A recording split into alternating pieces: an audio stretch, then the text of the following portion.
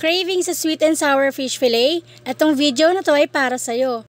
Sa 1 kilo ng cream dory, naglagay lang ako ng paminta, asin, 1/4 cup ng cornstarch, at saka 1/4 cup ng harina. At syempre, huwag niyong kakalimutan maglagay ng 1 pirasong itlog. Halu-haluin lang po natin lahat ng ingredients hanggang maging fully mixed na po siyang lahat at i-marinate po natin siya ng 15 minutes sa ref.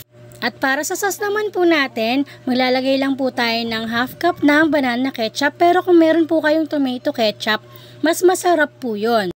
1/4 cup ng pineapple juice, 2 tablespoon ng suka, kahit anong brand pwede dito. 2 tablespoon ng toyo, pero kung gusto nyo pong mas light lang yung kulay, 1 tablespoon lang po yung gawin nyo. 2 tablespoon ng asukal, brown yung ginamit ko, caribum lang yon. At paminta. Halu-haluin lang po natin and then set aside lang po natin. At para sa mga gulay, meron naman po tayong onion, carrots, and bell pepper. Set aside lang po natin yung mga gulay at ito ipinirpirito ko na po ang ating fish fillet or fish strip.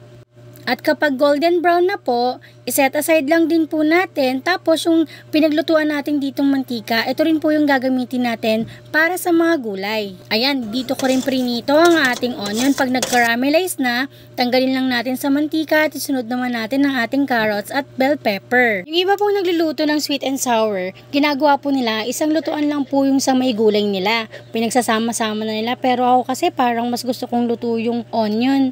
After ko pong maluto yung mga gulay, tinanggal ko po yung oil dito sa pan and then nilagay ko naman po yung sauce. Nilagyan ko po din ng slurry. Naglalagay po talaga ako ng slurry para po mas maging thick yung sauce. And then ito naman, nilagay ko na yung gulay. I-mix ko lang din po siya sa sauce and then after nyan, kapag mainit na, inilagay ko na rin naman po yung naluto ko pong fish strip. At kapag na-mix na po natin to, luto na po ito and then ready to serve na po sa inyong mga hapagkainan. Kung nagustuhan niyo yung recipe na to, pa-like and share naman po sa ating video. Maraming salamat!